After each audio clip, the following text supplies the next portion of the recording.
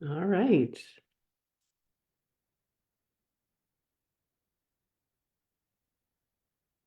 All right.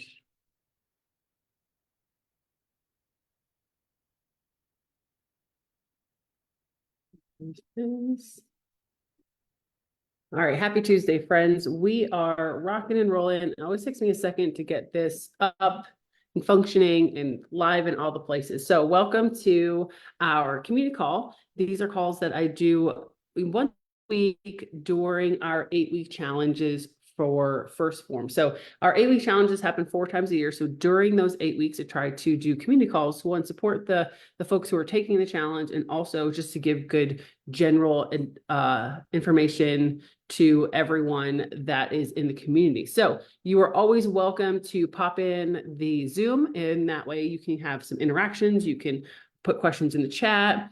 You can, we can talk one-on-one, or you can also watch it live on Facebook. That's just for convenience, because I know sometimes people are busy driving, working, catching the replay later. And so sometimes that is a helpful way to kind of get it out to everyone in the easiest way possible. So today we are talking about sleep and stress. So we've talked about calories, we've talked about protein, movement, supplements. What else did we talk about? So all these topics are the foundational healthy habits that are not going to help you, not just help you get to your goal, but they're just going to help you live a healthy, long, happy life. So these are things that, yeah, if you're going to dial in for 8 weeks, that's great. But these are things that really should be focused on for the long haul, right? That's why we talk about that this is a lifestyle. It's not just a diet. It's not just a 21-day fix. It is, hi, Kate.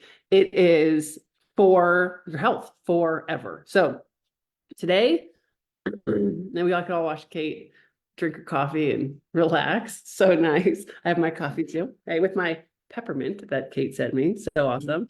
So yeah, talking about sleep today. So let's just dive in. That way we don't make it too long for everyone watching the replay.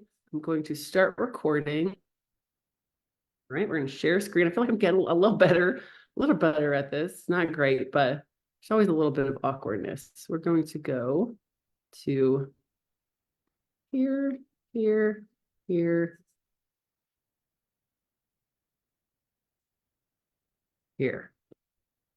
All right. So sleep and stress. I put these two together, even though they are separate topics. I feel like we can put them together because a lot of the things that are affecting our sleep are also affecting our stress levels, and they tend to have similar effects on our overall health, which is what we're going to talk about today. So why is sleep and stress management important? So we're going to talk about a few main things, and then we're going to talk about strategies to improve both these areas. And then also, if you really need and some extra assistance, a couple supplements that can be helpful too. So hormone regulation, energy levels and performance, recovery, muscle repair, mental health and motivation, weight management, and then overall health and immunity. This is a time, I'm just now getting over the cold that I had last week, and it's definitely going around. Some of the people I talk to are either out sick or getting sick. They're, struggling with colds or allergies. And so our sleep and our stress management can help in that area too. Like I said, these are lifestyle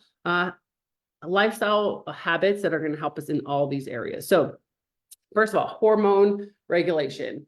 Sleep is super important for multiple hormones, but the two that kind of stand out are, one, your hunger hormone. So we have hormones that help us feel hungry, but we also have hormones that help us feel satisfied. And when we are not sleeping, it puts those out of balance, to where if you've ever had a sleepless night, or you've had to travel, you've taken a red eye, you've been up really late, all of a sudden the next day you're like, gosh, why am I craving Taco Bell, junk food? It's because these hormones can be out of whack and almost give us mixed signals, that if we're aware of, we're like, okay, that's just because I was up late last night. But if we're not, we just can give into it, and then that can affect our overall calorie intake. Stress is the same thing. It increases cortisol. A lot of hormones serve good purposes. It's not like all hormones are bad. Cortisol is important, has important roles in our functions, but it also, when it's out of balance, can be detrimental, right? It can hinder weight loss. It can, again, increase our desire for junk food. It can increase our desire for lack of movement. And so these are things that definitely our sleep quality and our stress quality definitely can affect these areas. Okay. Energy levels, it kind of goes without saying, right? Well, if you didn't sleep last night, you're going to feel tired. But it leads to more things. So it's not just, oh, I feel tired today. That's when a lot of times we will skip a workout, which then might turn into, if you have chronically bad sleep, it might turn into skipping a week or a month or a year of workouts. And that really over time, it's not like, okay, I was traveling last night, I was up last night, I'm going to skip it and sleep in. That's where you have to go off of your personal cues, and also yourself to know, okay, maybe this is unsafe for me to get up and work out right now because I am so tired. Then by all means sleep in. But if just like, if this is a constant thing, we're like, oh, I'm just kind of don't feel like, I'm a little tired, get out of bed and get moving, right? Because sometimes that adding that movement in is going to affect your day to the point where you're going to sleep better later, right? We can get on these cycles where our habits can serve us or our habits can be detrimental. So it definitely affects our energy levels and can affect our performance in our workouts. Stress is the same thing. When we have high levels of stress, a lot of times we will shut down, it's that fight or flight. Some people go into like more of a manic mode. Some people go to like, I'm just not doing anything. I'm overwhelmed, and I'm, taking away some of the healthy habits. So stress management and sleep management are both super important to maintain our energy levels. We don't always have to be operating at a 10, right? That's not realistic. You're going to have some days you're like, okay, I give myself, I'm a 7 today. I'm getting everything done that I need. Other days you're like, man, I'm rocking and rolling. I've cleaned the house. I've got all my tasks done. I read a book. I feel awesome. And then other days you're gonna be like, wow, I'm at a 2. I need some extra rest. And I think sometimes using a number scale to know the problem is if you are always at a 2, this is something you have to look at. You have to address, because we're not meant to operate at a 2. That's when our physical state, our stress state, our sleep leads to depression, leads to inactivity, leads to weight gain, which then cycles into this area where it's even harder to get motivated, right? So sleep, stress, how they're going to affect our energy and performance. All right, recovery. So sleep is super important for your recovery. That is when your muscles are literally recovering. I don't know if you've ever had a cold and you just have like slept all day, mostly because your body is in a reparative state. It's trying to fight the illness as your immune system is taking over. It needs that extra time. Same thing when we're trying to grow muscles, when we're trying to replenish. My in-laws would always talk about my kids when they were little, that they need to like recharge their batteries at nap time. Absolutely. And as adults, we need to recharge our batteries. Naps are fantastic. I think I saw a stat recently that 26 minutes is the ideal length of a nap. I'd have to look that up for sure. But I was like, okay, that makes sense to me, because you're getting a little bit of a rest, but you're not getting so deep into sleep that you're, overstaying away your day, waking up groggy and like outside of sleep cycle. So naps if you can. Stress can also impair our ability to recover, because we are it's almost like this mental load that can affect our physical body as well. So it's not just about recovering physically, it can be also recovering mentally. If you've had experience of going to like a conference, it's always, sometimes you'll liken it to a baby that has colic. Sometimes colic, when they're just overwhelmed and they're like crying, like they cannot settle because they're overstimulated. Going to a conference, going to a busy work day, honestly, even like going Christmas shopping, sometimes you're like, wow, so much stimulation. You might need a mental recovery from that, right? Some time, quiet, stillness, to kind of, again, recharge your batteries, but also almost like the idea of a snow globe. You have all this chaos, and you just kind of need some time to let it settle. So recovery, not just for muscles, but recovery for our mental as well. All right, again, here we go with mental well-being. Again, and negatively affect our motivation. It can, not want to work out. It can make us want to go through the drive-through. It can make us want to overeat sugar and salt because of, again, those hormones, because of the lack of motivation, because of the low energy. And it really does have an effect on our mental.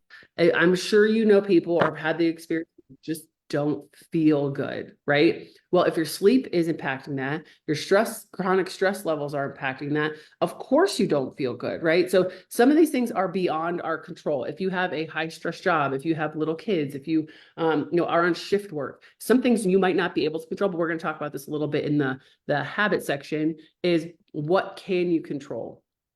Because the more you can add in benefit and not just like give up, like, okay, well, I'm just going to sleep like crap and, be stressed out for the rest of my life. Why give up, right? Try to do what we can, because it can lead to long-term depression, can lead to long-term weight gain. We're going to also talk about how it can affect our weight gain, right? So again, sleep, stress can lead to overeating. It can lead to not wanting to work out.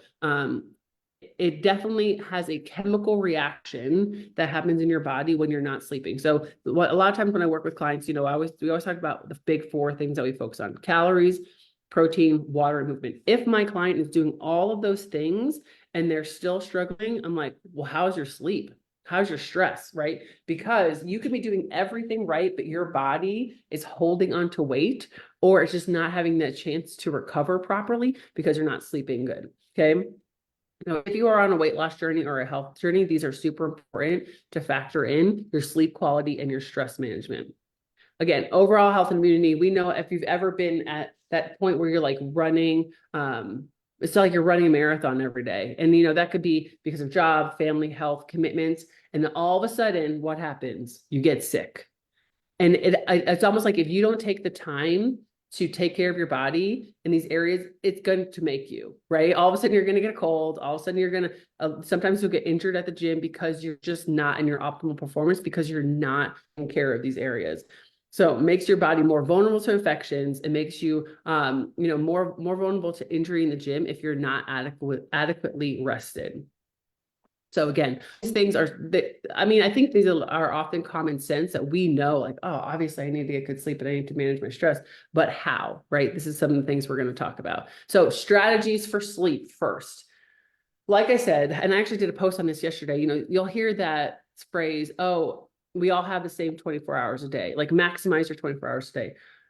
If factually, yes, we are all alive for 24 hours a day. However, our 24 hours look totally different. My 24 hours look different than Kate's, right? Then look different than Shallow's, and look different than Jim's, and look different than Mary's. Like, we all have different lives because we're unique. Sometimes you might have an immense amount of control over those 24 hours. Sometimes you might not. My point is, in the time that you do have, how are you utilizing that time? This also goes for sleep, because you will always hear, I actually saw a video on this the other day, like, a lady in her car, and she was ranting about, oh, all these influencers are telling us to take care of our sleep. Well, listen, I've had kids, I've been tired for 10 years. Okay, I can relate to the fact that my baby still wakes up every night, okay? She's not sleep all night yet. But I also know it's my responsibility to my sleep routine outside of her waking me up in the middle of the night, of not looking at screens at bedtime, having blackout shades, putting on a noisemaker, not having caffeine too late, having a transition period into bed. That's my responsibility, right? I can't control the fact that she still wakes up, but you don't have to like relegate yourself to crappy sleep just because you have kids. There's other areas that you can control. So this is my point. There are things you can't control and there are things that you can. So the things that you can't control, work on. Maybe they're not going to make your sleep perfect, but they will help. So a couple things: establishing a consistent sleep schedules. Just like little kids, you want to put them to bed on time, so they're going to wake up on the same time, so they're in a rhythm. Our bodies love habit. Our bodies love rhythm. Even our dogs, it's like they don't know what time it is, but every night at like 8 o'clock, they're like, all right, it's time for me to go to bed. Like, open the crate, they're ready, because they're in a rhythm and they're happy in that.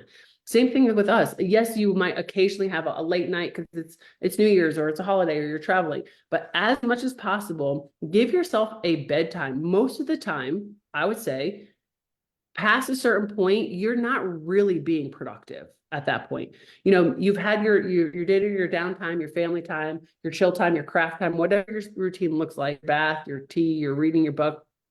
Great. But then sometimes we just kind of extend that for no reason. We're like, all of a sudden on like the fifth episode of some random show, or we've scrolled for 45 minutes looking at absolutely nothing. So giving yourself a specific bedtime that still allows you to do the things you want to do. If you want to watch TV at night, go ahead, but put it in a schedule, and give yourself a transition time where you're not on a screen. That blue light is terrible for your sleep quality. And it's not just the light, because people, I have a filter on my phone. Like, I don't have a blue light. You're still stimulating your brain, right? We need to, again, like the snow globe analogy, let our brains calm down. So that's why reading, crocheting, just sitting in silence, chatting with your spouse, enjoying some downtime, whatever that looks for you that you'd enjoy, definitely put that into the bedtime routine. So yeah, having a consistent sleep schedule. And you could even, like, my phone reminds me every night. I don't even know how this started, but every night at 8 o'clock, it's like, bing, it's your bedtime. That's about the time that we put Sage to bed. So we're in bed at like 8:30 because we get up early. And I'm telling you, if it goes beyond that, I can feel it. And I definitely could feel it the next day. So do you want to keep this routine on the weekends? Yes, as much as possible. If you want to have one day where you're like, okay, I'm going to sleep until I wake up, great. But we don't want to be all of a sudden like routine. If you're Friday till 3 a.m. until noon, up till 1 a.m., sleeping till 2, because what happens on Monday, you are totally out of whack. And having teenagers, we can see this because our one son is a gamer, and he's pretty good about, like not being up crazy. And then every once in a while, he'll stay up like super late. And then he's like, man, I feel like crap. Yes, you do. That's what happens. So weekdays and weekends, as much as possible. Again, we talked about creating a bedtime routine. How is your physical environment for your sleep? Blackout shades, they're not expensive. You can get them on Amazon. A noise maker, keeping it cool if you can. And again, limiting screens as much as possible will help you transition into sleep better. It's not that you're going to hit your pillow and go to bed. If you have to read, reading on a book or a Kindle, that's like a black and white Kindle, is you might need that. Some days, sometimes if you work late, or you've kind of been spun up, you've just got off the phone, you had a conversation, your brain's moving. Yeah, allow your body and mind as much time as it needs to transition, but try to do that without a screen. All right, stress management. When you have high levels of stress, there are things that you can do that can help mitigate that, right? Like we talked about, some things that are stressful are outside of your control. You might be taking care of an aging parent. You might be taking care of toddlers. You might be taking care of huskies. You might be taking care of like a huge workload. Sometimes there's things in our lives that we can't control that are just stressful. But again, they did a study on people who never felt stress, and they actually found out that their lives were almost less fulfilling, because good stress, and bad stress are a part of life. It's what makes life interesting. Think about planning a wedding, going on vacation, remodeling a house. Those are all stressful things, but they're all full of fun and joy too.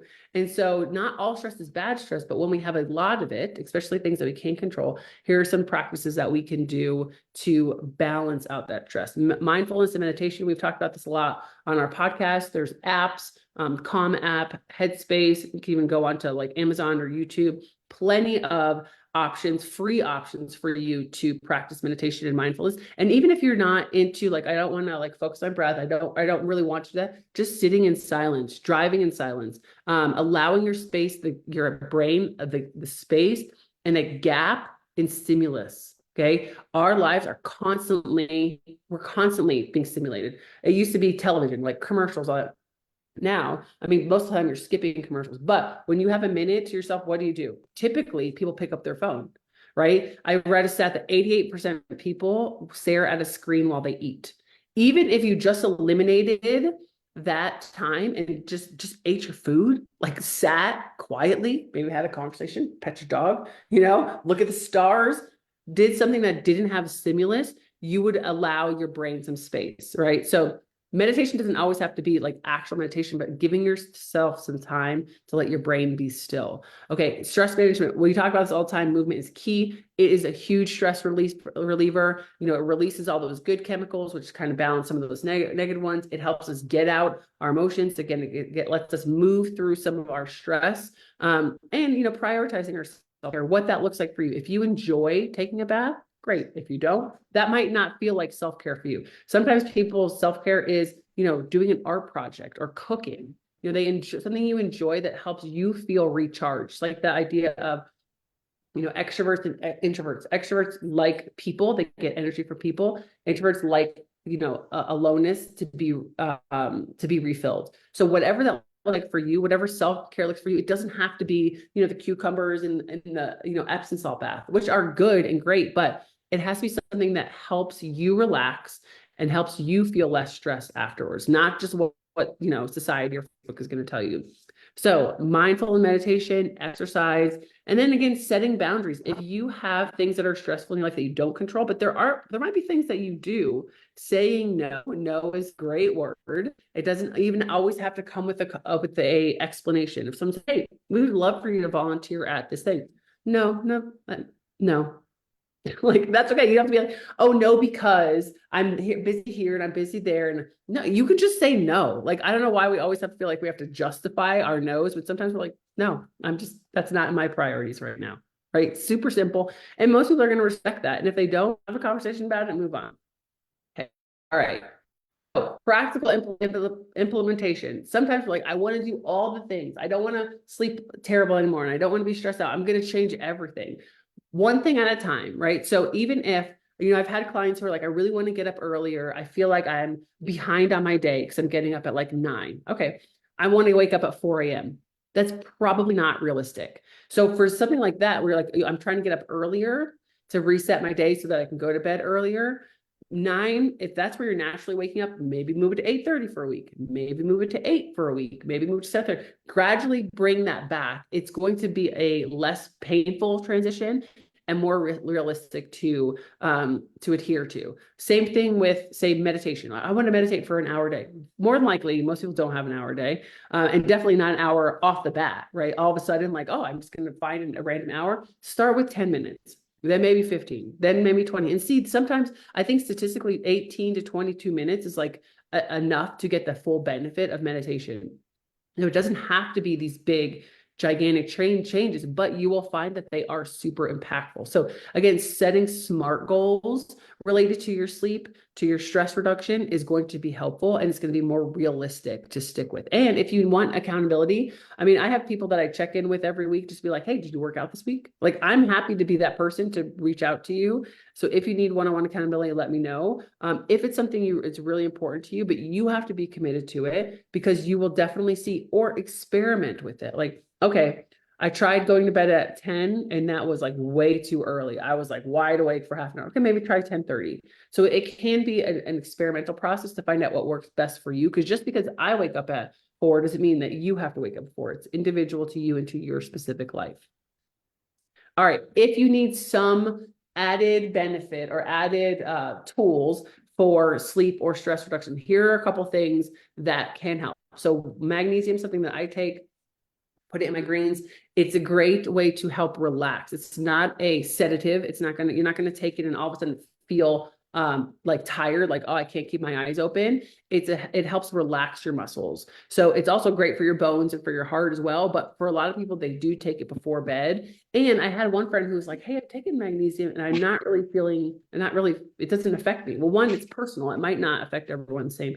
But 2, she was taking magnesium capsules. So if you think about a capsule that has to go through your digestive system to be able to be utilized by the body, that might take longer than, say, you take that's a powder, and that is almost instantly into your bloodstream. So also, if you're already taking it, it's not working, maybe try this, or we can experiment with the timing of it. All right. The Core 21 is a nighttime cortisol reducer. So it basically is a way for you to overcome some of those high cortisol levels. So if that's something that you struggle with, you have high stress, this would be good. Jim has taken this. It's great. And it can be helpful if you struggle with sleep.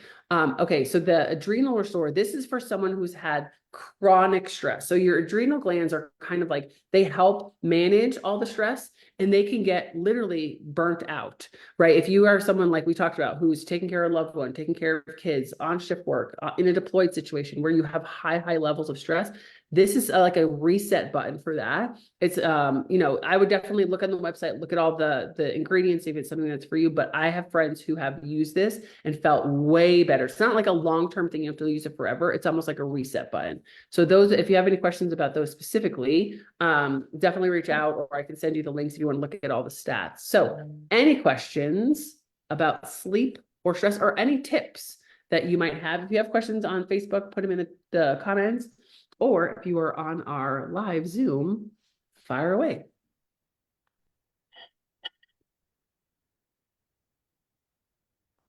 No one ever has questions. No one ever has questions, but that's okay. All right, I'm going to stop share real quick. But yeah, so in general, I mean, we know intellectually how important sleep is, but I do think we tend to, it's just like a routine. You might have times where you're like, literally feel like you're in the zone with your rhythms, and then all of a sudden, like a vacation, a holiday. I mean, I have clients who are still trying to get back on track after Christmas because it can really derail us.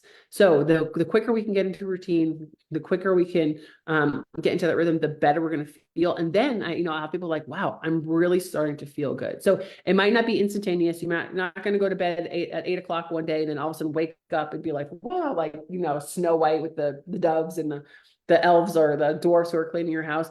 But consistently over time, this will be impactful, not just to how you feel energy, but your health, right? We need sleep. Our bodies are designed for that. And when we have chronic stress, we don't need that. So 2 things that we can balance to help maximize our health and wellness. I'm always here to help if you're struggling with anything. I always tell people, like, ask me anything. And I don't think you guys realize I answer questions about the most random things, and I love it. Like, I got one yesterday about what workouts can I do if I have, bursitis in my shoulder, or I'm gluten-free, nut-free, and I need snack ideas. I'm like, let me see what I can find. So not just sleep or stress related. If there's anything that you're ever just curious about, need help with, struggling with, please send me a message. I'd be happy to give you resources. But yeah, and then if I see no questions, I'm going to stop the recording. Awesome. All right, friends. Hope you guys have a great day. Thanks for being here. Yay. See you guys later.